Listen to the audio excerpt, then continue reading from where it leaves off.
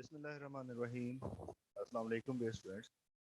آج کا یہ جو لیکچر ہے یہ بہت زیادہ امپورٹنٹ لیکچر ہے. اس کے اندر ہم پاکستان کی تینوں کانسٹیٹیوشنز کو کمپیریٹیولی سیکھیں گے.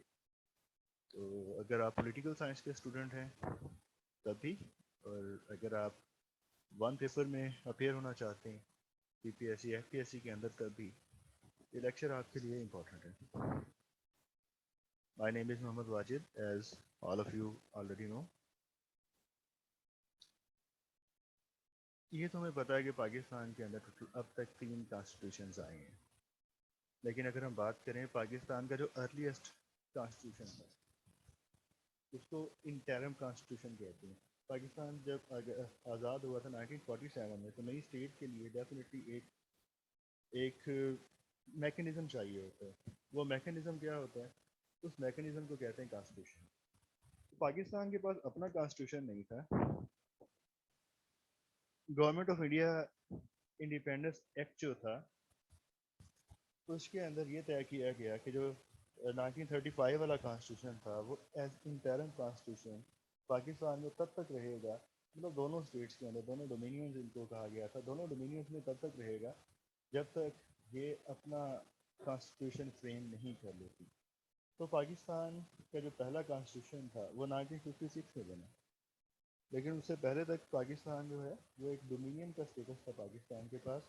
جب 1956 میں پہلا کانسٹیٹیوشن آیا تو ہم ایک ریپبلک بن گئے، اور ہمارا نام کیا تھا اس کے اندر؟ Islamic Republic of Pakistan. اس سے پہلے ڈومینین آف پاکستان تھا. تو یہ کویشچن اکثر آتا ہے کہ ہم اسلامک ریپبلک آف پاکستان یہ نام کب دیا گیا تھا، 1، اور نمبر 2 کہ پاکستان ریپبلک کب بنا. اب کویشچن یہ ہے کہ ریپبلک کیا ہوتی ہے؟ ریپبلک ایک ایسی اسٹیٹ کو کہتے ہیں کہ جس کا ہیڈ آف دا اسٹیٹ ہے وہ الیکٹ ہو کے آتا ہے، اس کو کہتے ہیں ریپبلک. آپ نے دیکھا ہوگا سعودی عربیہ کے نام کے اندر ریپبلک نہیں ہے، kingdom of Saudi Arabia. Pakistan بننے کے بعد یہ جو کانسٹیٹیوشن فریمنگ ہے اس کے لیے ایفرٹ ہوتی رہی ہیں.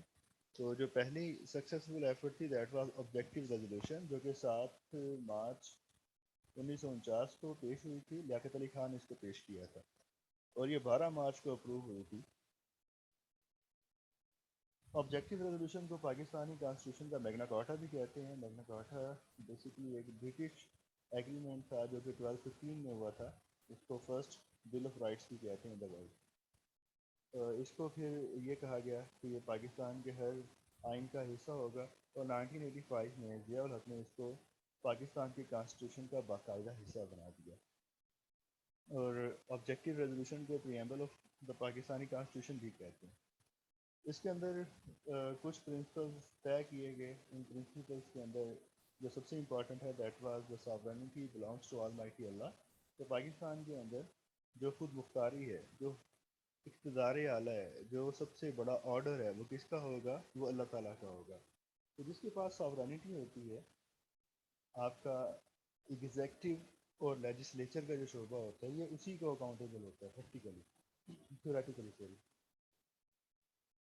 پاکستان کے اندر اگر لیجسلیچر خدا کو اکاؤنٹیبل ہے تو پھر ڈیفینیٹلی اس کے کسی بھی احکام کی خلاف ورزی نہیں کر سکتا. تو پاکستان کے اندر لیجسلیشن جو ہے وہ قرآن اور سنت کی روشنی میں ہو سکتی ہے. ایٹ لیسٹ ضروری نہیں ہے کہ اس کے مطابق ہو، لیکن اس کے اگینسٹ نہیں ہو سکتی. آنورڈ سلسلہ چلتا رہا. 1956 پہلا کانسٹیٹیوشن پاکستان کا آیا 23 مارچ 1956 کو، اور اس وقت پاکستان کے جو گورنر جنرل تھے، پاکستان کا جو سب سے بڑا عہدہ تھا دیٹ واز گورنر جنرل. اور پھر اس کو ری ٹرین کیا گیا، اس کا نامنکلیچر چینج کر دیا گیا and it became the president. تو پہلے پریزیڈنٹ بھی وہی سکندر مرزا تھا. تو پہلا کانسٹیٹیوشن 23 مارچ 1956 کو آیا لیکن صرف 2 سال تک چل سکا. دوسرا کانسٹیٹیوشن 1 مارچ 1962 کو آیا اور صرف 7 سال چل سکا. تو جو تیسرا کانسٹیٹیوشن ہے 14 اگست 1973 کو آیا. اس کے اندر یہ طے کیا گیا کہ یہ ایک پرماننٹ کانسٹیٹیوشن ہے، اس کو ایبروگیٹ نہیں کیا جا سکتا. تو اسی لیے یہ کانسٹیٹیوشن جو ہے یہ اب تک چل رہا ہے، اور اس کے اندر 26 امینڈمنٹ ہو چکی ہیں اب تک. नंबर ऑफ आर्टिकल्स कितने थे? 56 के कॉन्स्टिट्यूशन के अंदर 234 आर्टिकल्स थे, 62 के कॉन्स्टिट्यूशन के अंदर 250 आर्टिकल्स थे, और 73 का जो कॉन्स्टिट्यूशन है करंट कॉन्स्टिट्यूशन उसके अंदर 280 आर्टिकल्स हैं। रेफरेंडम कौन करवा सकता है? प्रेसिडेंट भी करवा सकता है और प्राइम मिनिस्टर भी करवा सकता है।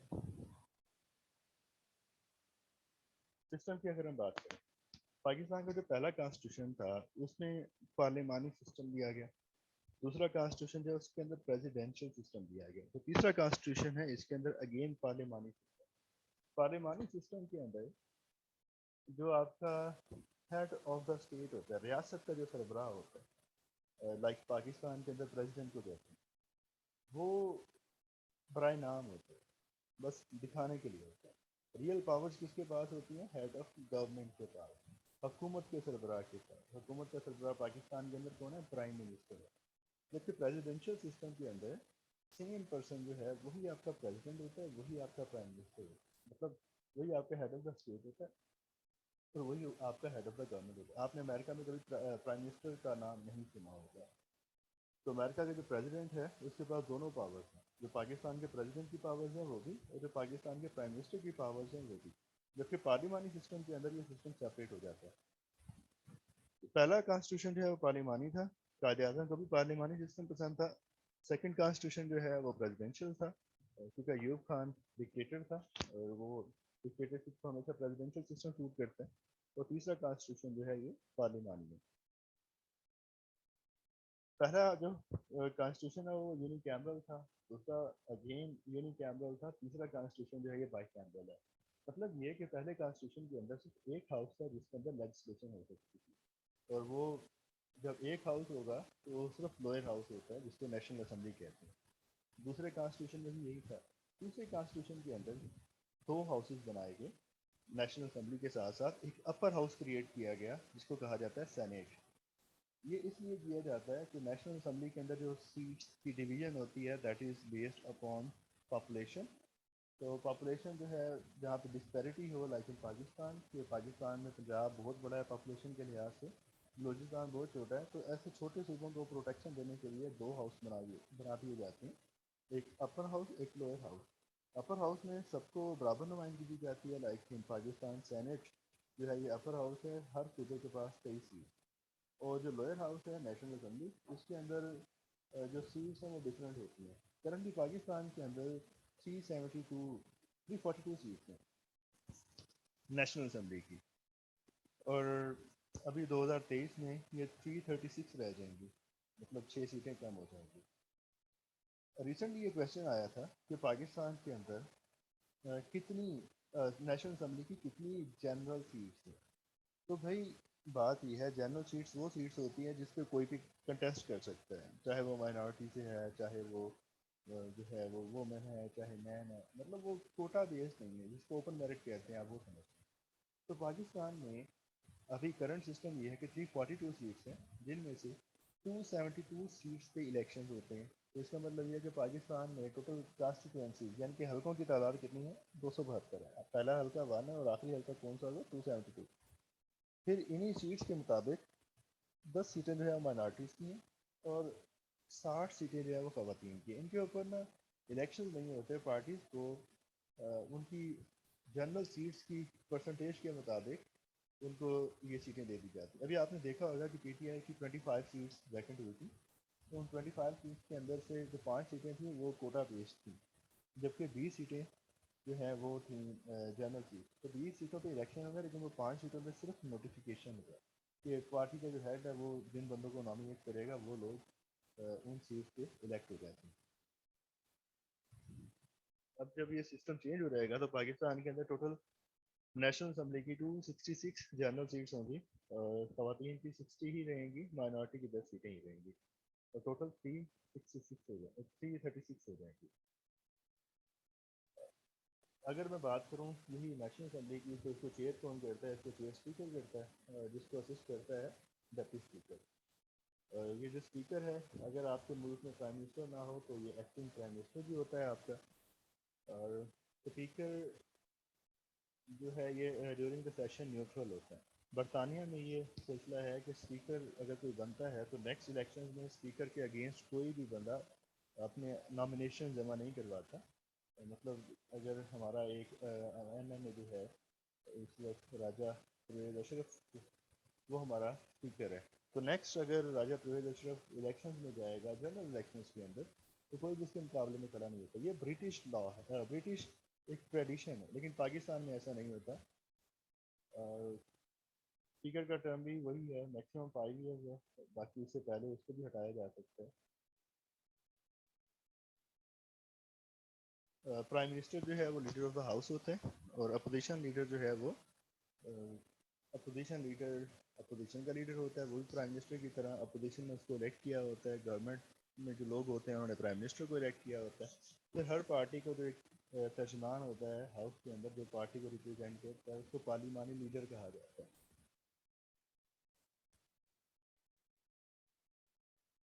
اگر ہم بات کریں یہ جو سینٹ ہے دیٹ از اپر ہاؤس, میں نے آپ کو بتایا کہ پہلے دونوں کانسٹیٹیوشن میں اپر ہاؤس کا کنسیپٹ نہیں تھا.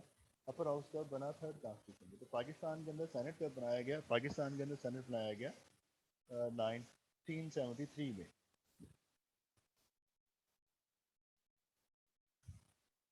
سینٹ کی اگر میں بات کروں, سینٹ کے اندر ابھی جیسے کہ آپ کو بتایا کہ ٹوٹل 23 جنرل سیٹس جو ہیں وہ ہر صوبے کے لیے ایلوکیٹڈ ہیں.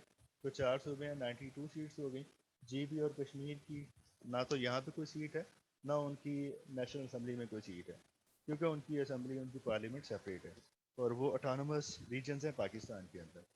تو 92 سیٹس یہ ہو گئی. 4 سیٹس جو ہیں اسلام آباد کی ہیں, 96 ہو گئی. 8 سیٹیں جو ہیں فاٹا کی تھیں. فاٹا کی سیٹیں کیونکہ فاٹا کو مرج کر دیا گیا کے پی کے اندر, تو فاٹا کی سیٹوں کو ختم کر دیا گیا.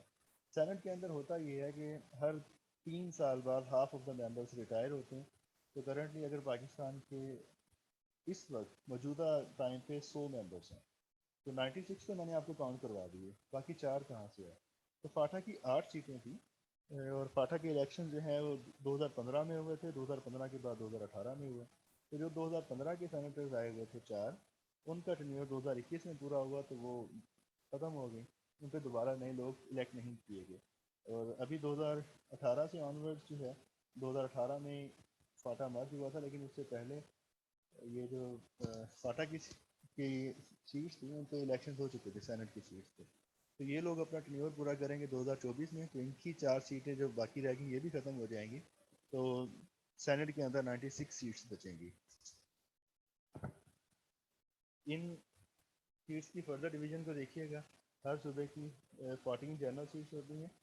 14 جنرل سیٹس کے علاوہ 4 ٹیکنوکریٹس کی سیٹس ہوتی ہیں, 4 وومن کی سیٹس ہیں, اور ایک سیٹ جو ہے وہ مائنورٹی کے لیے ہے. اسلام آباد کے اندر 2 جنرل سیٹس ہوتی ہیں, ایک وومن کی سیٹ ہے اور ایک مائنورٹی کی سیٹ ہے. تو وومن کی ٹوٹل ریپرزنٹیشن اگر 96 کی سیٹس ہیں تو ان کی وومن کی ٹوٹل ریپرزنٹیشن 17 سیٹس کے اوپر ہے. مائنورٹی کی جو ریپرزنٹیشن ہے وہ 5 سیٹس کے اوپر ہے. باقی ساری جنرل سیٹس ہیں. چیئرمین سینٹ ہوتا ہے. چیئرمین سینٹ کا ٹینیور 3 سال ہوتا ہے. چیئرمین سینٹ کیونکہ میں نے آپ کو بتایا کہ half of the senators retire after every 3 years, تو ہر 3 سال بعد سینیٹرز کے ریٹائر ہونے سے سینٹ کا جو چیئرمین ہے, سینٹ کے اندر جو پارٹی پوزیشن ہوتی ہے وہ چینج ہو جاتی ہے. چیئرمین سینٹ 3 سال کے لیے آتا ہے, اس کو اسسٹ کرتا ہے ڈیپٹی چیئرمین. اگر آپ کا پریزیڈنٹ نہ ہو آپ کے ملک میں, تو جو چیئرمین ہے یہ آپ کا ایکٹنگ پریزیڈنٹ ہوتا ہے.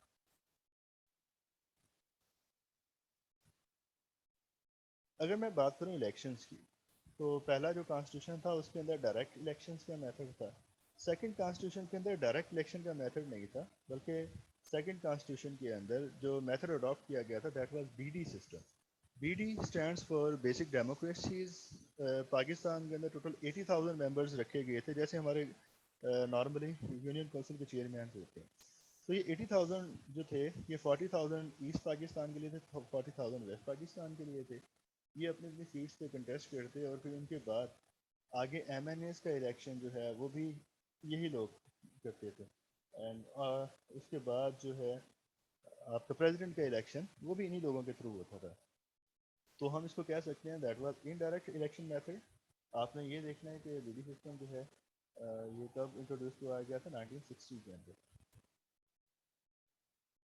اور جو 73 کا کانسٹیٹیوشن ہے اگین یہاں پہ ڈائریکٹ الیکشن ہوتا ہے. کوئی بھی ووٹر جب ووٹ کاسٹ کرنے کے لیے جاتا ہے جنرل الیکشنس کے اندر تو وہ 2 ووٹ کاسٹ کرتا ہے. ایک ووٹ وہ اپنے ایم این اے کے لیے اور دوسرا اپنے ایم پی اے کے لیے. پھر یہ جو ایم این ایز ہیں جو نیشنل اسمبلی میں جاتے ہیں, ایم پی ایز آپ کی پروونشل اسمبلی میں جاتے ہیں. ایم پی ایز کی میجورٹی جس کے پاس ہوتی ہے وہ آپ کا پرائم منسٹر بنتا ہے, اور جس کے پاس ایم این ایز کی میجورٹی ہوتی ہے وہ آپ کا جس کے پاس ایم پی ایس کی میجورٹی ہوتی ہے وہ آپ کا چیف منسٹر بنتا ہے. جس کے پاس ایم این ایس کی میجورٹی ہوتی ہے وہ آپ کا پرائم منسٹر بنتا ہے. سپریم جوڈیشل کونسل جو ہے یہ بنایا گیا تھا 1956 میں, 1962 میں. 56 میں ایسا کوئی انسٹیٹیوشن نہیں تھا, اور 73 کے کانسٹیٹیوشن میں اس کو انٹیکٹ رکھا گیا. مطلب یہ کہ جوڈیشری کے اوپر بھی ایک انسٹیٹیوشن بنایا گیا تاکہ وہ ان کی ایکشنز پہ نظر رکھے. اگر کوئی جج, سپریم جوڈیشل کونسل کیا کرتی ہے, اس کا کام یہ ہے کہ اگر کوئی جج کسی ایسی ایکٹیویٹی میں انڈلج ہے تو اس کو نہیں ہونا چاہیے, نمبر 1. نمبر 2, کیونکہ ایسا کام اپنی اتھارٹی سے ایکسیڈ کرتا ہے وہ, تو سپریم جوڈیشل کونسل میں اس کے خلاف کیس جاتا ہے. اور اس میں 2 طرح سے کیس جا سکتا ہے. ایک یہ کہ سو موٹو لے سپریم جوڈیشل کونسل, مطلب اٹ سیلف وہ کوئی ایکشن انیشیٹ کرے. And number 2, president of Pakistan یہ اس کو ایک نوٹس سینڈ کر سکتے ہیں جس کو کہا جاتا ہے پریزیڈینشیل ریفرنس.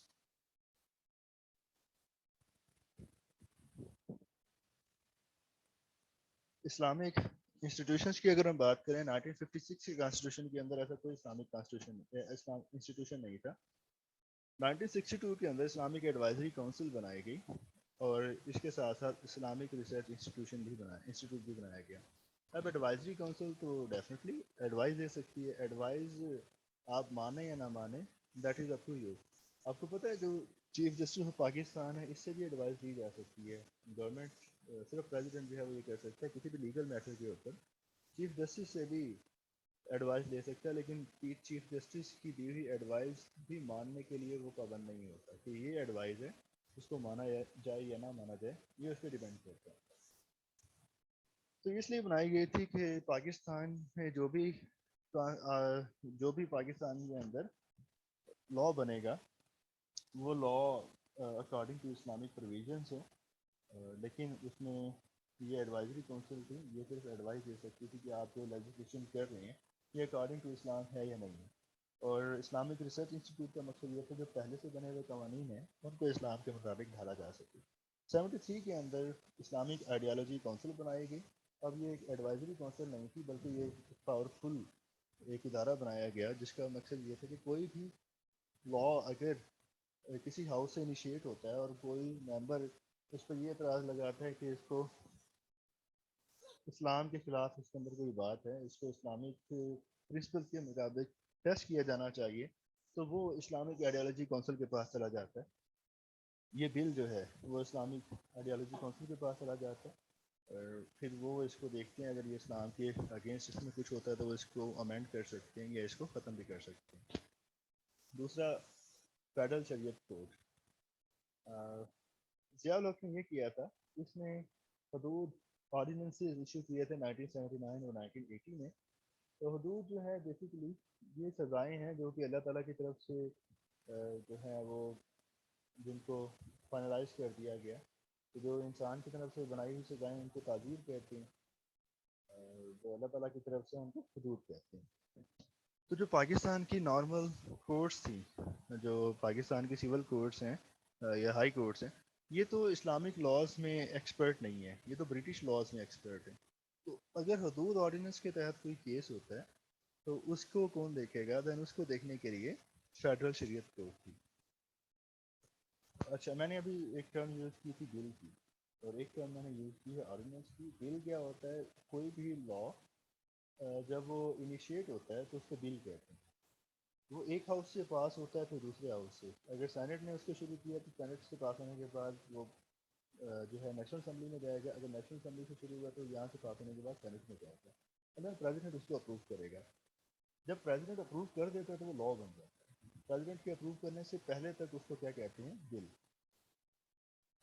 اور ایک میں نے ٹرم یوز کی تھی آرڈیننس کی. آرڈیننس بھی لا ہوتا ہے لیکن یہ تب کیا جاتا ہے جب اسمبلی کا سیشن نہ چل رہا ہو, آپ کو یا چل رہا ہو تو آپ کو بڑے ہنگامی طور پہ ایک قانون چاہیے, تو آپ کیا کہتے ہیں پریزیڈنٹ صاحب ایک آرڈر ایشو کر سکتے ہیں جس کو آرڈیننس کہتے ہیں, اور یہ 120 ڈیز تک ویلڈ ہوتا ہے. یہ سیم ایز لا کام کرتا ہے. اگر آپ کو نیشنل لیول پہ چاہیے تو پریزیڈنٹ, اگر کسی پروونس کے اندر چاہیے تو گورنر کر سکتا ہے. اس کا جو ٹینیور ہے وہ 120 ڈیز ہوتا ہے. 120 ڈیز کے بعد جو پریزیڈنٹ ہے وہ اس کو 120 ڈیز کے لیے فردر ایکسٹینڈ کر سکتا ہے, اور فردر ایکسٹینڈ کرنے کے بعد بھی اگر اس کو اسمبلی سے اپروول نہ ملے تو یہ ختم ہو جاتا ہے. فرسٹ کانسٹیٹیوشن کے اندر اردو اینڈ بنگالی کو نیشنل لینگویج ڈکلیئر کیا گیا تھا. سیکنڈ میں اگین تھرڈ کے اندر اردو کو نیشنل لینگویج ڈکلیئر کیا گیا. اور یہ امپورٹنٹ ہے لسٹ آف سبجیکٹ. 1935 کے کانسٹیٹیوشن کے اندر پاکستان کے اندر 3 لسٹیں تھیں, فیڈرل, پروونشل اینڈ کنکرنٹ. پہلے تو آپ یہ سمجھیں کہ پاکستان کے اندر سسٹم کون سا ہے. پاکستان کے اندر سسٹم ہے فیڈرل سسٹم. 3 طرح کے سسٹم ہوتے ہیں, فیڈرل, دین کنفیڈریشن, اس کے بعد یونیٹری. تو پاکستان کے اندر جو سسٹم ہے that is federal system. Federal system کے اندر یہ ہوتا ہے کہ وفاق اور صوبوں کے درمیان پاور شیئرنگ ہوتی ہے. پاکستان کے اندر آپ نے دیکھا ہوگا کہ چیف منسٹر صوبے کے اندر بالکل خود مختار ہوتے ہیں, جبکہ پرائم منسٹر جو ہے وہ نیشنل لیول پہ بالکل خود مختار ہوتا ہے. تو دونوں ایک دوسرے کے معاملات میں انٹرفیئر نہیں کرتے. تو یہ کیسے پتہ چلتا ہے کہ کون سے نیشنل پرائم منسٹر کے اندر آئیں گے, کون سے پرائم منسٹر پریزیڈنٹ کے سوری چیف منسٹر کے انڈر آئیں گے, یہ ہمیں بتاتا ہے کانسٹیٹیوشن. اور کانسٹیٹیوشن ہمیں کیسے بتاتا ہے, کانسٹیٹیوشن کے اندر لسٹیں ہوتی ہیں. فیڈرل لسٹ میں جو کچھ لکھا ہوا ہے وہ فیڈرل گورنمنٹ کے پاس ہے, اس کے اوپر پرائم منسٹر جو ہے وہ منسٹریز بنائے گا.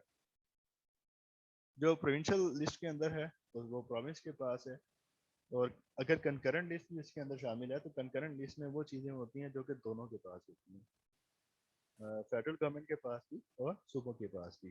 اس میں اگر آپس میں کوئی کنفلکٹ آ جائے تو پھر آئین ہی بتاتا ہے کہ کس کا حکم جو ہے وہ سپیریئر ہوگا. پاکستان کے اندر فیڈرل گورنمنٹ کو سپیریورٹی دی گئی تھی. اور پھر یہ کہا جاتا ہے کہ ریزیڈوری پارٹ, مطلب جو چیزیں اس میں نہیں ہیں, اگر ان میں سے یہاں پہ کوشش تو یہ کی جاتی ہے کہ ہر چیز کو کور کیا جائے, لیکن کیونکہ پولیٹیکل سسٹم جو ہے یہ بھی ڈائنامک ہوتا ہے, تو اگر ان فیوچر کوئی آپ کو نیا مسئلہ فیس کرنا پڑتا ہے تو وہ کون دیکھے گا. اس کو کہا جاتا ہے ریزیڈوری پارٹس, بقیہ ماندہ. تو جو ہمارا 35 والا انٹرم کانسٹیٹیوشن تھا اس میں 3 لسٹیں تھیں. 56 والے کانسٹیٹیوشن میں اگین 3 لسٹیں تھیں. 62 والے میں 2 لسٹیں تھیں, فیڈرل اور پروونشل, اس میں کنکرنٹ نہیں تھی. 73 کے اندر اگین فیڈرل لسٹ اور کنکرنٹ لسٹ, مطلب 2 لسٹیں انٹروڈیوس کروا دی گئیں دوبارہ سے. تو کنکرنٹ لسٹ جو ہے فرسٹ آف آل جب اس کو انٹروڈیوس کروایا گیا 35 کے اندر, اینڈ پاکستان میں جو ہے اس کو پہلے کانسٹیٹیوشن میں بھی رکھا گیا, تیسرے میں بھی رکھا گیا. لیکن 2010 کے اندر 18ویں ترمیم ہوئی. 18ویں ترمیم میں کنکرنٹ لسٹ کو ختم کر دیا. اچھا 73 کے کانسٹیٹیوشن کے اندر پروونشل لسٹ بھی نہیں ہے. یہ کہہ دیا گیا کہ یہ فیڈرل لسٹ ہے, یہ کنکرنٹ لسٹ ہے, ریزیڈوری پارٹ مطلب باقی جو کچھ بھی بچ گیا وہ صوبوں کے پاس ہے. اور پھر کیونکہ اب کنکرنٹ لسٹ بھی ختم کر دی گئی ہے تو اب صرف ایک ہی لسٹ ہے فیڈرل لسٹ, اور باقی اس میں سے کچھ بھی جو بچ جائے گا وہ کس کے پاس ہے, وہ پروونسز کے پاس ہے. یہ پوچھا جاتا ہے کہ یہ لسٹ کب اس کو ابالش کیا گیا تھا. 2010 میں کیا گیا تھا. کس کے تھرو کیا گیا تھا, 18 امینڈمنٹ کے تھرو کیا گیا تھا. 18 امینڈمنٹ کے اوپر میں آپ کے ساتھ ایک سپریٹ لیکچر شیئر کروں گا, بلکہ ٹوٹل امینڈمنٹ کتنی ہوئی ہیں کانسٹیٹیوشن کے اوپر آپ کے ساتھ ایک سپریٹ لیکچر جو ہے یہ ان کے اوپر میں آپ کے ساتھ شیئر کروں گا. اور یہ پوچھا جاتا ہے کہ کرنٹ کانسٹیٹیوشن میں کتنی لسٹیں ہیں, تو ایک ہی لسٹ. فنڈامنٹل رائٹس سب کے اندر ہی ہوتے ہیں, کانسٹیٹیوشن کے اندر لازمی ان کو انکلوڈ کیا جاتا ہے. اور ہم نے ڈسکس کیا تھا کہ پہلے دونوں کانسٹیٹیوشن پرماننٹ نہیں تھے, کرنٹ جو ہے یہ پرماننٹ ہے. پروونشل اٹانومی سب سے زیادہ کس کانسٹیٹیوشن میں دی ہے, تو 73 کے کانسٹیٹیوشن میں دی ہے. 18 امینڈمنٹ میں بیسیکلی پروونشل اٹانومی کو بڑھا دیا تھا. پروونشل اٹانومی کیا ہوتی ہے, صوبائی خود مختاری, کہ آپ صوبوں کو میکسیمم پاورز دیتے ہیں اور اسمبلی کو ڈیزالو کرنا. 56 کے کانسٹیٹیوشن کے اندر یہ کون کر سکتا تھا, یہ پریزیڈنٹ کر سکتا تھا. 62 میں اگین پریزیڈنٹ کر سکتا تھا. اور 73 کے اندر اس کے اندر اوریجنلی یہ رکھا گیا تھا کہ پریزیڈنٹ اس کو ڈیزالو کر سکتا ہے on advice of the prime minister. لیکن پھر اس کے اندر جب امینڈمنٹس ہوئی ساتھ جو ساتویں ترمیم تھی آئی گیس اس کے اندر یہ کیا گیا اس میں یہ کیا گیا کہ اس کو نا پرائم منسٹر والا جو تھا کہ پرائم منسٹر اس کو ایڈوائز کرے گا وہ تو رکھا گیا لیکن پریزیڈنٹ کو بھی یہ پاور دے دی گئی like previous constitution. I think وہ 8ویں ترمیم تھی. 8ویں ترمیم کے تھرو یہ کیا گیا تھا 1985 کے اندر جب ضیاء الحق پاکستان کے اندر نان پارٹی بیس الیکشنز کروا رہے تھے. وہ پاکستان کے پہلے نان پارٹی بیس الیکشنز تھے جس میں کہ محمد جنیجو کی گورنمنٹ بنی تھی. اس وقت یہ کیا گیا کہ 8ویں ترمیم کے تھرو 58(2)B 58(2)B کو ایڈ کر دیا گیا. 58(2)A جو ہے وہ تو یہ کہتی ہے کہ پرائم منسٹر کی ایڈوائس سے پریزیڈنٹ اس کو ڈیزالو کرے گا اور اگر پریزیڈنٹ اس کو ڈیزالو نہیں کرتا پرائم منسٹر کی ایڈوائس کے اوپر تو 48 آورس کے اندر یہ آٹومیٹکلی ڈیزالو ہو جاتی. اور جو سیکنڈ ہے 58(2)B اس میں یہ کہا گیا کہ پریزیڈنٹ اگر یہ دیکھے کہ اسمبلی جو ہے یہ اپنے فنکشن پرفارم نہیں کر پا رہی تو پریزیڈنٹ آربیٹریلی بھی اس کو ڈیزالو کر سکتا ہے. تو یوں پریزیڈنٹ کو یہ پاورز دے دی گئی تھی. اس پاور کا مس یوز ہوتا رہا پاکستانی گورنمنٹ کے اندر. پھر اس کو ختم کیا تھا 13th امینڈمنٹ کے تھرو. لیکن 17 امینڈمنٹ جو کہ پرویز مشرف نے کی تھی اس نے اس کو ریسٹور کر دیا اور پھر 18ویں ترمیم کے ذریعے اس کو ختم کر دیا گیا. تو اب یہ اس وقت یہ سلسلہ جو ہے 58(2)B والا وہ کیونکہ ختم ہو چکا ہے تو ایک ہی وے اسمبلی کو ڈیزالو کرنے کا that is prime minister will advise the president to dissolve the assembly and he will have to dissolve it within 48 hours. And if he doesn't do so, اگر وہ ایسے نہیں کرتے تو اسمبلی جو ہے وہ آٹومیٹکلی ڈیزالو ہو جاتی.